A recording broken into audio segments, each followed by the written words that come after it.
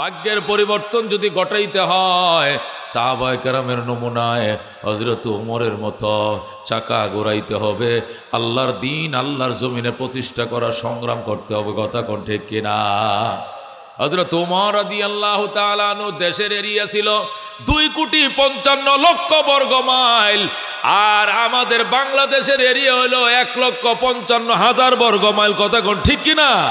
ওই 2,55,00,000 বর্গ মাইলের পৃথিবী অর্ধেকটা জাহান ওমর শাসন করেছেন।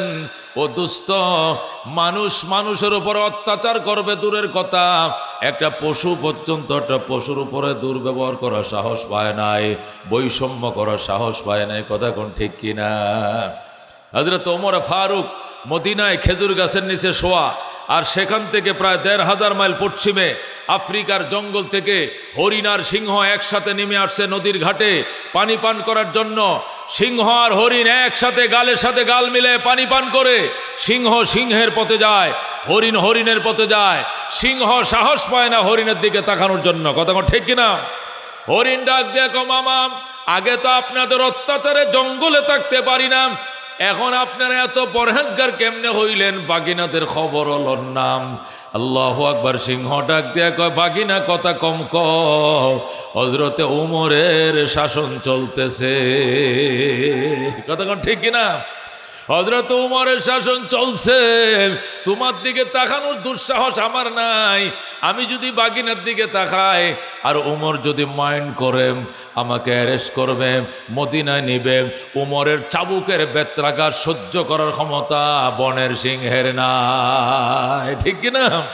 क्या नजर थे जिसने मुर्दों को मसीहा कर दिया, दिल को रोशन कर दिया, आँखों को बीना कर दिया, खुद न थे जो राह पर औरों के हादी बन गए, क्या नजर थे जिसने मुर्दों को मसीहा कर दिया, दिल को रोशन कर दिया, आँखों को बीना कर दिया। ज़रा मरहबा। হযরত ওমর রাদিয়াল্লাহু তাআলা আনহু অর্ধেক জাহানের বাদশা, তিনি হুকুম করলেন, ওই জেরুজালেম কর্তৃপক্ষের কাছে চিঠি লিখছেন। জেরুজালেম কর্তৃপক্ষ, আমি খলিফাতুল মুসলিমিন ওমর বলছি, আমার কি আসতে হবে নাকি জেরুজালেমের চাবিকাঠি আমার হাতে বুঝাইয়া দিবা? জেরুজালেম কর্তৃপক্ষ উত্তর দিয়েছে, জাহাপনা, আপনার হাতে চাবিকাঠি বুঝিয়ে দেওয়ার জন্য আমরা প্রস্তুত রয়েছি, তবে আপনাকে দেখতে ইচ্ছে করে আমাদের। কোন শক্তির বলে অর্ধেকটা জাহান আপনি শাসন করেন? আমাদের দেখতে মন চায় আপনি একটু আসেন, জেরুজালেম বেড়ায় যান। আসতে দেরি হবে, ক্ষমতার চাবি বুঝা দিতে দেরি করব না। সুবহানাল্লাহ। হযরত ওমর ফারুক রাদিয়াল্লাহু তাআলা আনহু, দুস্থ আল্লাহর কোরআনের কারিশমা দেখো, কোরআনের শাসনের বরকত দেখো। ওমর রাদিয়াল্লাহু তাআলা আনহু গোলামকে বললেন, গোলাম উট রেডি করো, গদি বসাও। গদি বসাইছে, উট রেডি করছে। হযরত ওমর রওনা করছে। 3 মাইল ওমর বইসা রইছে, গোলাম লাগাম ধরে টানে। এরপরে 3 মাইল যাওয়ার পর এবার গোলামকে ওমর ডাক দেয়া কয়, তুই নাইমে আয়, এখন থেকে অর্ধেক জাহানের বাদশা ওমর লাগাম ধরে টানবে। জোরে কও আল্লাহু আকবার। হযরত ওমর নেমে আইছে, উটের লাগাম ধরে টানে, আর গোলাম বইসা দোয়া ইউনুস পড়ে, লা ইলাহা ইল্লা আনতা সুবহানাকা ইন্নী কুনতু মিনাজ জালিমিন। ওমর কয়, তুই মুসিবতের কালমা ফরজ কেন? এখানে কোন বিপদ আইছে? কও হুজুর, আসমান ভাঙ্গিয়া পড়ে নাকি ঠাডা পড়ে আমি জানি না, ওমর লাগাম ধরে টানে, আর আমি গোলামের ফুত গোলাম উটের পিঠে বইসা রইছি, আমার রেহাই নাই, আসমান ভাঙ্গিয়া পড়বো মাথায়। জোরে কোন আল্লাহু আকবার। হযরত ওমর ডাক দেয়া কয়, না না গোলাম, দোয়া ইউনুস পড়ার দরকার নাই, কালিমা তাওহীদ বেশি বেশি পড়। ওমর ডাক দেয়া কয়, গোলাম তোর কবরে তুই যাবি, আমার কবরে আমি যাব? তোর কবরে আমি যাব না, আমার কবরে তুই যাবি না। হাসরের ময়দানে যদি আল্লাহ জিজ্ঞাসা করে, ওমর তুমি অর্ধেক জাহানের বাদশা হতে পারো, কিন্তু তোমাকে যে রক্ত মাংস দিয়ে বানাইছিলাম, একই রক্ত মাংস দিয়ে আমি গোলামকে বানিয়েছিলাম। সারা পথ তুমি বসেছিলাম উটের পিঠের উপরে, আর গোলাম লেগাম টানছে, তার কপালে কি শান্তি ছিল না? গোটা রাস্তায় তুমি একা শান্তি করছো। আমি ওমর ওই দিন জবাব দিতে পারবো না, জবাবদিহিতার ভয়ে আমি ওমর লেগাম ধরে টানি, তুই বৈশা থাক। জোরে কোন আল্লাহু আকবার। এ দোস্ত, সাহাবায়ে কেরাম আল্লাহর কোরআন জমিনে প্রতিষ্ঠা করেছিলেন। এই জন্য সাম্য, মানবিক মর্যাদা, ন্যায় বিচার যে স্লোগানগুলো তারা দিয়েছিল, এগুলো হাতে কলমে দেখিয়ে দিয়েছে। এই জন্য জমিনের মধ্যে মানুষের সমাজে তো সাম্য আসছেই, পশু পাখির সমাজেও পর্যন্ত সাম্য প্রতিষ্ঠা করেছেন আল্লাহ। কথা কোন ঠিক কিনা? আজ থেকে 53 বছর আগে বাংলাদেশ স্বাধীন হয়েছিল বৈষম্য বিরোধী আন্দোলনের কারণে। কথা কোন ঠিক কিনা? বৈষম্য ছিল। বাংলাদেশের চট্টগ্রামে কাগজ তৈরি হয় কর্ণফুলী পেপার মিলে। এই কাগজ বাংলাদেশে বিক্রি হয় 3 টাকা দিস্তা, আর পশ্চিম পাকিস্তানে বিক্রি হয় 8 আনা দিস্তা। বাংলাদেশের বাঁশখালীতে লবণ তৈরি হয়, বাঁশখালীতে বাংলাদেশে। এই লবণ 69-70 সনে বাংলাদেশে বিক্রি হয় 6 টাকা কেজি। কয় টাকা কেজি? আর এই লবণ পশ্চিম পাকিস্তানে জাহাজে করে নে বিক্রি করে 1.5 টাকা কেজি, 1 টাকা বেশি। এইভাবে যখন বৈষম্য শুরু হলো, তখন আন্দোলনের দানা বাঁধা শুরু করলো। সারা দেশের মানুষ আন্দোলনে ফুসকে উঠলো আর গান গাইতে শুরু করলো, বৈষম্য দূর করব বলেই মোরা যুদ্ধ করি, সাম্য প্রতিষ্ঠা করব বলেই মোরা যুদ্ধ করি, ন্যায় বিচার প্রতিষ্ঠা করব বলেই মোরা যুদ্ধ করি। একটি জানকে, জীবনকে বাঁচানোর জন্য মোরা যুদ্ধ করি, একটি ফুলকে বাঁচাবো বলে মোরা যুদ্ধ করি। কথা ঠিক কিনা? গান শুরু হয়ে গেল। এই গান শুরু হয়েছে 26শে মার্চ, গান শেষ হলে 16 ডিসেম্বর। টানা 9 মাস রক্তকয়ী সংগ্রাম হয়েছে। 1-2 ফোঁটা রক্ত নয়, রক্তের সাগর বয়ে দিয়েছে। কথা কোন ঠিক কিনা? 1 সাগর রক্তের বিনিময়, 30 লক্ষ প্রাণের বিনিময়, 30 লক্ষ বাঙালি জীবন দিয়েছে, 2 লক্ষ মা বোনেরা সম্ভ্রম ইজ্জত হারাইছে। এরপরে দেশ স্বাধীন হয়েছে। 30 লক্ষ প্রাণের বিনিময়, 1 সাগর রক্তের বিনিময়। বাংলাদেশ স্বাধীন হওয়ার পরে গেছে 53 বছর। নৌকা দিয়া সাজাইছো দেশ, লাঙ্গল দিয়া সাজাইছো দেশ, দান দিয়া সাজাইছো দেশ। সাম্যের মদ্দিনার শো দেখি নাই। আরো 300 বছর গেলেও কিয়ামতের ফজর হয়ে যাবে, সাম্য কোনোদিন দেখবা না। যেভাবে চলতেছে এখনো আমি এখন পূর্বতলার থেকে আইছি। পূর্বতলার থেকে যখন বৌলা উঠছি, আইসা রাস্তার মধ্যে মোটরসাইকেল দাঁড়াইছে, রাত বাজে 11টা। আমার সামনে দাঁড়ায়, কই গেছেন, কে আপনি, কই যান? আমি তো বুঝছি না নামলে তুই তো না। নাইমে যখন চাদরটা গাও দেখেছে, কি বলতে চান আপনি? মুফতি অলিউল্লাহ আমি গত 27 তারিখ বালিয়ার মাঠে বয়ান করে গেছি, এখন মাইজিয়ালের মাঠে যাইতেছি। না, গাড়িটা সাপ দিছে তো এই জন্য চাইছিলাম। আমি সাপ দেয় নাই, তোমরা সাপ দিয়ে গাড়িটা এই ময়দানে ভিড়াইয়া চাইছিলে মোবাইল টাকা নিয়ে দেওয়ার জন্য। বুকের ফাটা, সাহস থাকলে আয় বেটা সামনে আয়। পরে কয় না হুজুর, চিনতে পারি নাই। এই শুরু হয়ে গেছে দেশে। কথা কোন ঠিক কিনা? বালিয়া মাদ্রাসার মোনাজাত, আজকে তো মোনাজাত শান্তিতে করতে পারছি, চোখের পানি ছেড়ে কাঁদছি। বালিয়া মোনাজাতটা পর্যন্ত করতে দেয় না জালেমের গোষ্ঠী। কথা কোন ঠিক কিনা? মহতারাম হাজিরিন, এই জন্য আমি তো প্রায় সময় বলি, দুস্থ 53 বছর কেন, আরো 300 বছর যদি যায়, এরা নামবে ওরা উঠবে, ওরা নামবে ওরা উঠবে। এইটাই যদি হয়, কিয়ামতের সকাল হয়ে যাবে, ভাগ্যের পরিবর্তন ঘটবে না। ভাগ্যের পরিবর্তন ঘটাইতে হলে কোরআন লাগবে। কতক্ষণ ঠিক কিনা? হযরত ওমরের মতো আল্লাহর কোরআন প্রতিষ্ঠা যদি করতে পারো, তাহলে শান্তি হবে। আল্লাহ কো সিবগাতাল্লাহ, সিবগাতাল্লাহ, ওয়া মান আহসানু মিনাল্লাহি সিবগা ওয়া নাহনু লাহু আবিদুন। বলেন আল্লাহু আকবার। আল্লাহ কয়, নৌকা দিয়া সাজাইছো, সাজে নাই দেশ, দান দিয়া সাজাইছো, সাজে নাই, লাঙ্গল দিয়া সাজাইছো, রং ওঠে নাই। সিবগাতাল্লাহ, আমি আল্লাহ রঙে রঙ্গাও, আমার কোরআন দিয়া সাজাও, এত সুন্দর কালার জগতে পাইবা না। কথা ঠিক কিনা?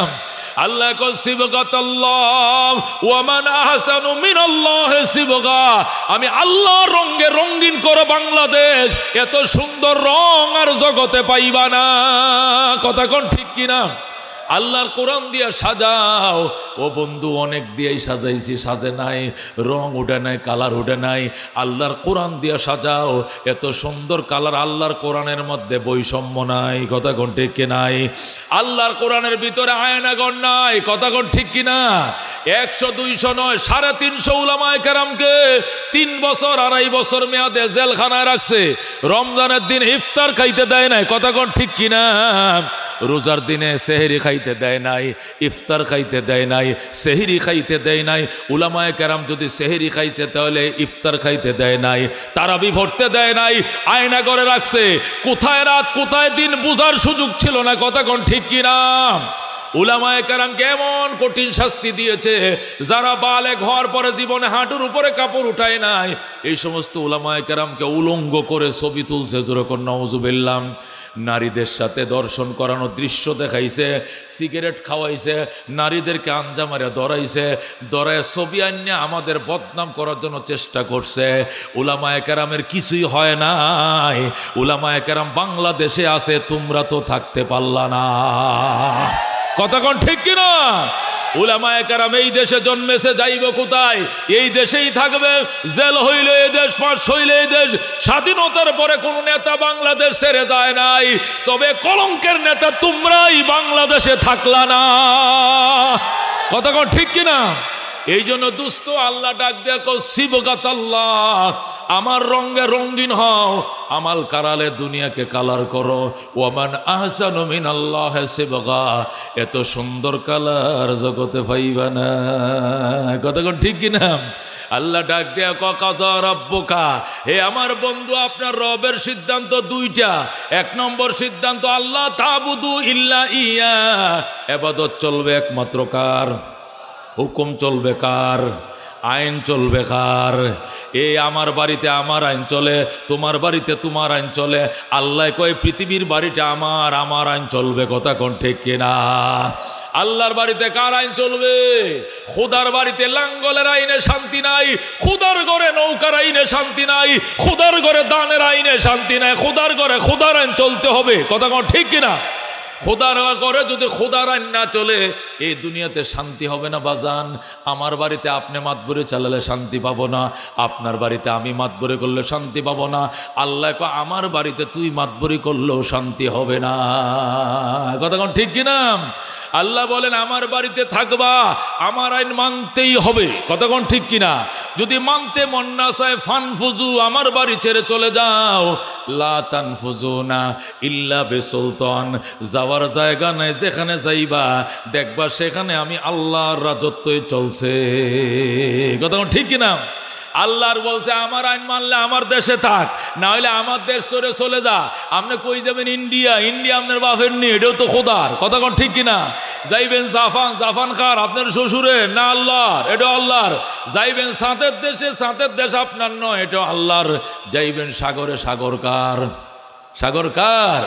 শামস কমর সুরখ জমি আঞ্জুম আখতর, দোস্ত জিবল ওয়াদি ও সহরা ও সমন্দর, মোরা মলক দামোদর তৈর কবুতর, শাম সেহর জুলমত জু আহমর আসফর, গুলজার গুলো বুর্গ সজর কিসনে বানায়া, গুলজার গুলো বুর্গ সজর কিসনে বানায়া, তালেব मायूसी का हो ये सब जिसने बनाया, तालेब मायूसी का हो ये सब जिसने बनाया। जोरे कोन मारहाबा। এই জন্য দুস্থ আল্লাহর বাড়িতে আল্লাহর আইন চলবে। আল্লাহর আইন যদি মানতে না চাও, আল্লাহ কো আমার বাড়িতে থাইকো না। তোমার কি শরম নাই? আমার বাড়িতে থাকবা, তোমার আইন কেন চলবে? আমার বাড়িতে আমি আল্লাহর আইন চলতে হবে, কথা কোন ঠিক কিনা? আল্লাহর বাড়িতে কান চল, কার আইন চলবে?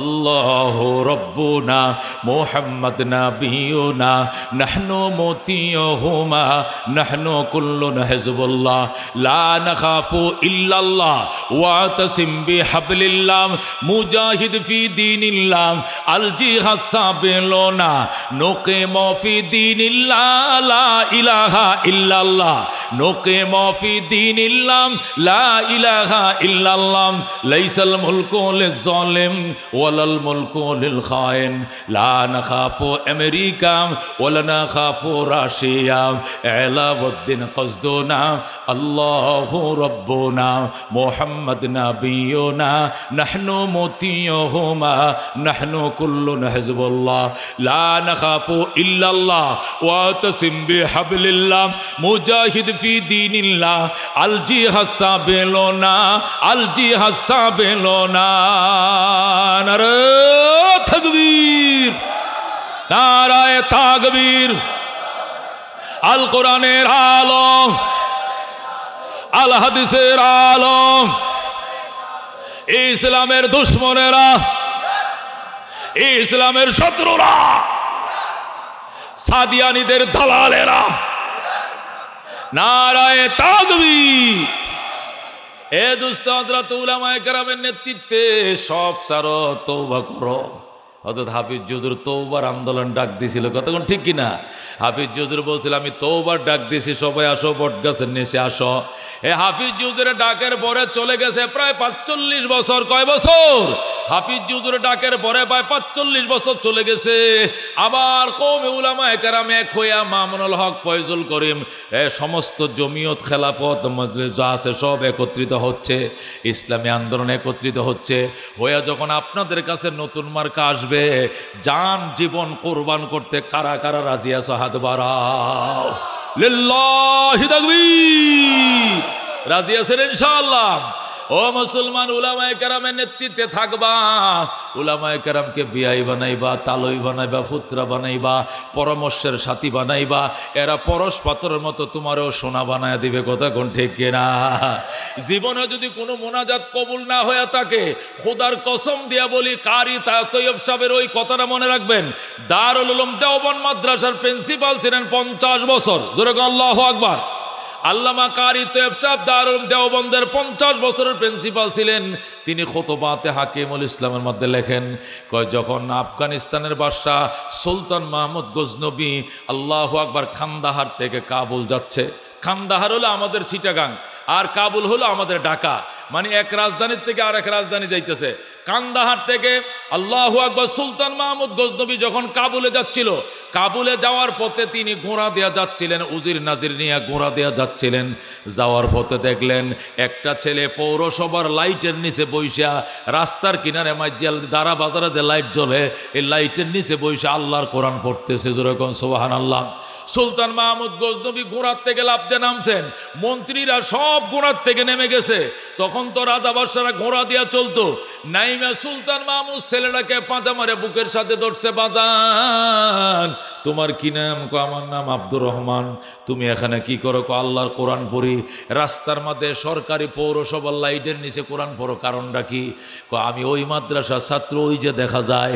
আমি এতিম, আমার বাবা নাই, আমার আম্মা আছে মানুষের বাড়িতে কাজ করে, গরিবের সন্তান। আমার আব্বা নাই, হারিকেন কেনার ক্ষমতা আমার নাই। আমি সাতিবাইয়ের হারিকেনের মধ্যে পড়ি। হারিকেন ছিলেন তো? সাতিবাইয়ের হারিকেনের মধ্যে পড়ি। সাতিবাই 10টা বাইজে গেলে হারিকেন নিবায় ঘুমায় যায়। আমিও পড়তে পারি না, আমার মেধা কম। এই জন্য সকালবেলা হুজুরে আমারে মারে, 2 পৃষ্ঠা বিনা লোকমায় না খোল নাম না শোনাইতে পারলে আমারে মারে।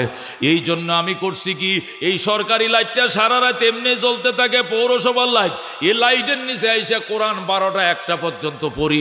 পইরা ঠোঁটস্থ করার পর এবার মাদ্রাসায় যাই। যাইয়া ফজরের আগে পৃষ্ঠা 2টা শোনায়া এরপরে আমি ঘুমাই। যেরকম সুবহানাল্লাহ। সুলতান মাহমুদ গজনবী রহমতুল্লাহ ডাক দেখো, আয় বাবা আয়, আমার ঘোড়ার উপরে তুই উঠ, তোরে আমি রাজধানীতে নিয়ে যাব।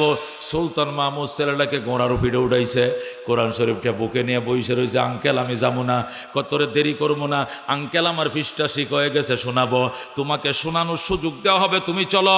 সুলতান মাহমুদ গজনবী তিনি ঘোড়ার উপরে ছেলেটাকে উঠাইয়া রাজধানীতে নিলেন, নিয়ে নিজের গদির মধ্যে বসাইলেন। বসায়া বললেন, আজকের থেকে তুই আফগানিস্তানের বাদশাহ। আল্লাহু আকবার। আজকে থেকে তুই এই দেশের প্রেসিডেন্ট। বাচ্চাটা খুশি হয়ে আঙ্কেল, আমার প্রেসিডেন্ট আমার কাছে দামি নয়, আল্লাহর কোরআনের হাফেজ হওয়া আমার কাছে বড় দামি। আমাকে মাদ্রাসায় দিয়ে আসেন। আপনি আনছেন কেন? আমাকে দিয়ে আসেন। সুলতান মাহমুদ গজনবী ছেলেটার কথা শুনে অবাক হয়ে গেছে। খাতা কলম নিয়ে ডাক দিয়া সুলতান মাহমুদ মাটিতে বইছে, ছেলেটাকে সিংহাসনে বসায় রেখে কয়, বাবা বলো একটা হারিকেন কিনলে কয় টাকা লাগে? কয় 5 টাকা। 1 মাসে কেরাসিন লাগবে কত? কয় 5 টাকা। তোমার গায়ে শীতের পোশাক না একটা চাদর কিনলে কয় টাকা? কয় 5 টাকা। তেল সাবান লাগে মাসে কয় টাকা? 5 টাকা। তাহলে 4 5 20 টাকা, 20 রে 12 দ্বিগুণ দিলে 12 20 240 টাকা। তোমার বছরের খরচ 240 টাকা। যাও বাবা 240 টাকা দিলাম। আল্লামা কারি তৈয়ব সাহেব রহমতুল্লাহ আলাই খুতবাতে হাকিমুল ইসলামের মধ্যে লেখে 240 টাকাটা ক্ষতির ভিতরে ঢুকাইছে। ক্ষতি চিনুননি? আগের দিনে কাপড় দেবানে তো মনে আছে, একটা ক্ষতির ভিতরে সরকারি যে ক্ষতি আছে, এই ক্ষতির ভিতরে 240 টাকা ঢুকাইয়া সুলতান মাহমুদ গজনবী এই ছেলেটা আব্দুর রহমান এতিম ছেলেটার কোমরের মধ্যে টাকাটা বান্ধা দিছে।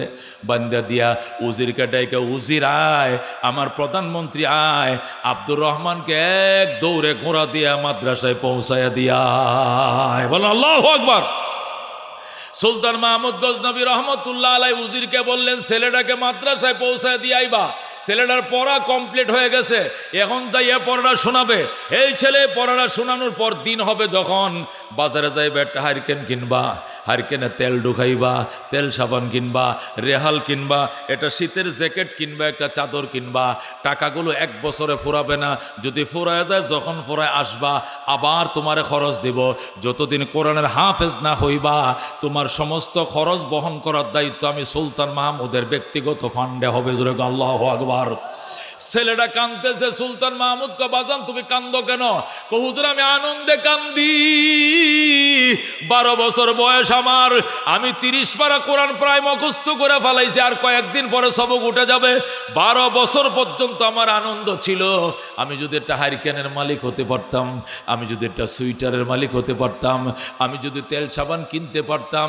আমার বাবা নাই, অনেক বছর আগে আমার বাবা ইন্তেকাল করেছে, আপনি আমাকে ওই টাকাগুলো দিছেন, এই টাকা পাই আমি খুশি, আমি আনন্দের কারণে কাঁদতেছি। আল্লাহু আকবার। সুলতান মাহমুদ নিজেও কান্না শুরু করছে। এবার ছেলেটা জিজ্ঞাসা করে, আঙ্কেল আপনি তো এই দেশের প্রেসিডেন্ট, আপনি এই দেশের বাদশাহ, আপনি কান্দেন কেন? কো বাবা রে, 2টা জিনিসের কথা মনে হয়ে গেছে, এই জন্য কান্দি।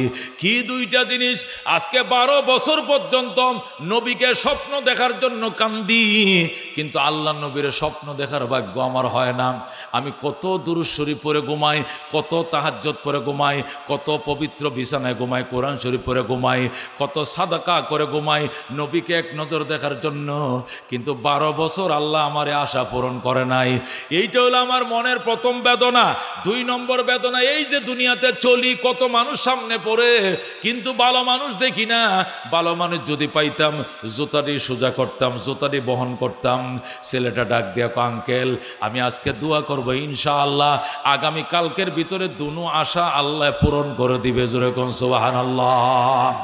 সুলতান মাহমুদ ডাক দেখো, বাবা আল্লাহর হস্তে তোমার কাছে দোহাই লাগে, তোমার কাছে বাবা দোয়া চাই, তুমি দয়া করে আমার জন্য দোয়া কইরো, আল্লাহ যেন আমার 2টা মনের আশা পূরণ করে দেয়। সুলতান মাহমুদ এইগুলো বলে এরপরে কাঁদতে কাঁদতে ঘুমায় গেছে।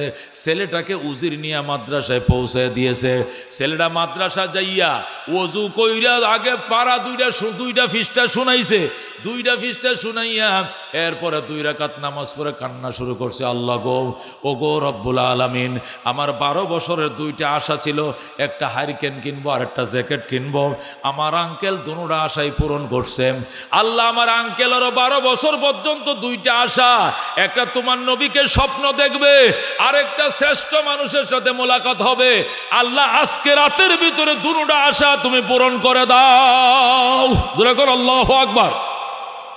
এই ছেলেটা যখন, ও দুস্থ আহবাব শোনো, ছেলেটা যখন বৈশা মাদ্রাসায় 2 রাকাত নামাজ পড়ে মোনাজাত শুরু করছে, সাথে সাথে সুলতান মাহমুদ গজনবীর চোখটি লাগছে।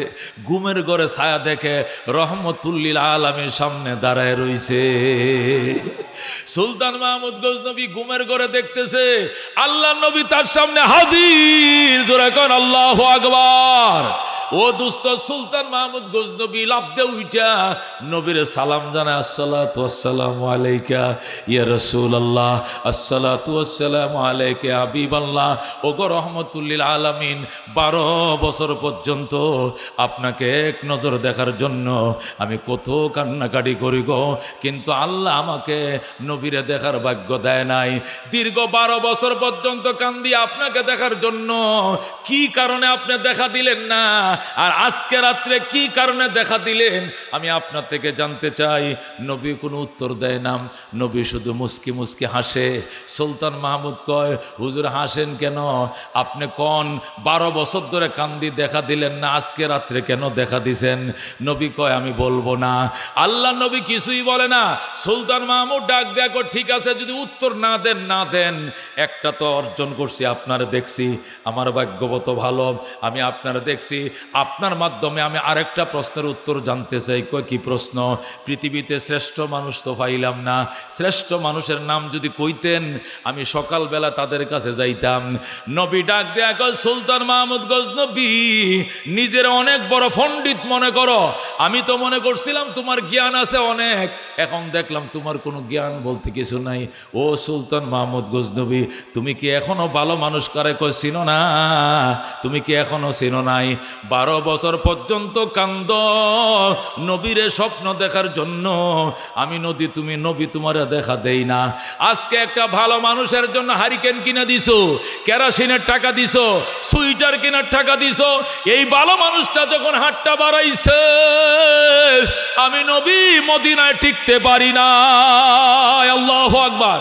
এ সুলতান মাহমুদ গজনবী, তুই কি জানোস না আমি তো দুনিয়াতে বইলেই আসছি, খাইরুকুম মান তাআল্লামাল কুরআনা ওয়া আল্লামা, তোমাদের মধ্যে ভালো মানুষ তো ওই মানুষ যে নিজে কোরআন পড়ে অন্যকে পড়ায়, যে নিজে কোরআন শিখে অন্যরে শিখায়। সর্ব উত্তম ওই ব্যক্তি যে নিজে কোরআন পড়ে এবং অন্যকে শিখায়। কথা কোন ঠিক কিনা? এ সুলতান মাহমুদ গজনবী, তুই রে তো নিজেকে অনেক পণ্ডিত মনে করস, তুই কি হাদিস এটা জানোস না? শ্রেষ্ঠ মানুষ ওই ব্যক্তি যে নিজে কোরআন পড়ে অন্যকে পড়ায়। এই সুলতান মাহমুদ গজনবী শুন, 12 বছর পর্যন্ত কান্দ আমাকে দেখার জন্য, আমি দেখা দেই নাই, কিন্তু কোরআনের পাখিটার জন্য যখন হারিকেন কিনে দিছ, ও দুস্থ যখন কেরাসিন কিনার টাকা দিছ, সকালবেলা নাস্তার কয়টা পয়সা দিছ, আল্লাহ রাব্বুল আলামিন আমারে বলছে এই ছেলেটা যদি মোনাজাতে হাত বাড়ায়, নবী আপনি দেরি করবেন না, সুলতান মাহমুদকে দেখা দিয়া দেন। বলেন আল্লাহু আকবার। আল্লামা কারি তৈয়ব সাহেব, যিনি খুতবাতে হাকিমুল ইসলাম লেখছেন, দারুল উলুম দেওবন্দ মাদ্রাসার 50 বছর প্রিন্সিপাল ছিলেন, আল্লামা কারি তৈয়ব সাহেব রহমতুল্লাহ আলাইহি এই ঘটনা লেখার পর বলছেন, আমাদের আকাবের দেওবন্দের অভিজ্ঞতার থেকে বলছি, যারা এই কোরআনের পাখিদের খেদমত করবা, চাউল ডাইলের ব্যবস্থা করবা, খানা পিনার ব্যবস্থা করবা, তেল সাবানের ব্যবস্থা করবা, রেহাল কোরআনের ব্যবস্থা করবা, আর মনে মনে যদি নিয়ত থাকো এই উসিলায় নবীকে স্বপ্ন যুগ দেখব, আল্লাহর কসম তুমি নবীরে স্বপ্ন না দেখে মরবানা। জোরে কোন আল্লাহু আকবার। আজ থেকে 21 বছর আগে এই ঘটনা আমি খুতবাতে হাকিমুল ইসলামে পড়ার পর আমি চিন্তা করলাম, তাহলে একটা এতিম ছেলেরে খাওয়ানোর কি ব্যবস্থা করা যায়। এই করা যায়, পরে চিন্তা করলাম আমার বোর্ডিংয়ের খাবার যেটা আমি খাই বোর্ডিং থেকে, এটা আর খাইতাম না, এটা আমার বেতনে কাটে 2500, এটা আমি বাদ দিলাম। আমার বোর্ডিংয়ের খাবার একটা এতিম ছেলেরে দেওয়া শুরু করলাম। আর বললাম আল্লাহ তো আমার তৌফিক দিছে, ওয়াজ টোজ করে 2-4 পয়সা পাই। তখন তো ওয়াজও কম ছিল, নতুন নতুন বক্তা হইতেছে, আরও 21 বছর আগে। কইলাম যে এডি দেয়া চাউল কিনা বউ রকমের রান্দা খাওয়া, বোর্ডিংয়ের বাচ্চা খাইতাম না। পরে শুরু করলাম এক একটা এতিম ছেলেকে, 27 বছরে 5-7টা বোধহয় আমার খানা খায় হাফেজ হয়ে গেছে। জোরে করে আল্লাহু আকবার। আমি প্রথম যখন খাওয়াইলাম যে ছেলেটাকে, ওই ছেলেটার নাম শাহ আলম। কি নাম? শাহ আলম। প্রথম তাকে আমার খাবারটা খেতে দিলাম, বললাম তুই খা, আমার বোর্ডিংয়ের খাবার আমি খাবো না, এটা তোরে দিলাম সাদকায়ে জারিয়া। 6 মাস যাইতে না যাইতেই আমি স্বপ্ন দেখি আমি এক পাহাড়ের কাছে দাঁড়ায় রয়েছি, ওই পাশে উঁচা পাহাড়, আমি মনে হয় ঢালের মধ্যে দাঁড়াইছি। দাঁড়ায় দেখি এই পাহাড়ি ঢালের মধ্যে লাল মাটির মধ্যে মানুষে গম বাইন করছে। কি বাইন করছে? গম যে হইছে করে ছাতাল বান্ধে গম হইছে। এখন বাতাসে ফাঁক না গম যে ফালছে, কোনো কোনো জায়গায় গম খাড়াই রয়েছে, কোনো কোনো গমের শীষগুলো মাটিতে পড়ে গেছে। ধান যেরকম পড়ে যায় গম পড়ে না, এরপরে আমি এই গম ক্ষেতের মাঝে পাহাড়ের পাশে দাঁড়াই রইলাম। হঠাৎ করে দেখি ওই গম ক্ষেতের মাঝখানে খালি ফাগরির মাথা দেখা যায়। দৌড়ায় গেলাম, যায়া দেখি ওলিয়া উলিয়াদের মেলা, যেরকম আল্লাহু আকবার। যায়া দেখি হাসান বসরি, রাবিয়া বসরি, মালিক বিন দিনার, আব্দুল কাদের জিলানী, জুন্নুন মিসরি, যত আছে আল্লাহর উলিরা, আল্লাহ সব আল্লাহর উলি বসে রয়েছে। মাঝখানে আব্দুল কাদের জিলানী বসা, যেরকম আল্লাহু আকবার। আমি সুবহান আল্লাহ কয়ে লাফালাফি করতেছি। আল্লাহ তুমি অত বড় নিয়ামত দিলা। আমি দেখলাম, আরে কি দেখাইছো? হেরা কয় বেটা হেন্দে যা দেখ, নবী বই রয়েছে ব্যাককলের করে, ব্যাককল আমরা দেখে হাগল হয়েছ, পয়গম্বর বই রয়েছে ওই দিক দিয়া। এরপরে দৌড় দিলাম, আইসা দিয়ে আবু বকর, উমর, সাহাবায়ে কেরাম নবীকে গেরাও নিয়ে বইসা রইছে। আমি কইলাম নবী কই? ওই যে মাঝখানে বসা।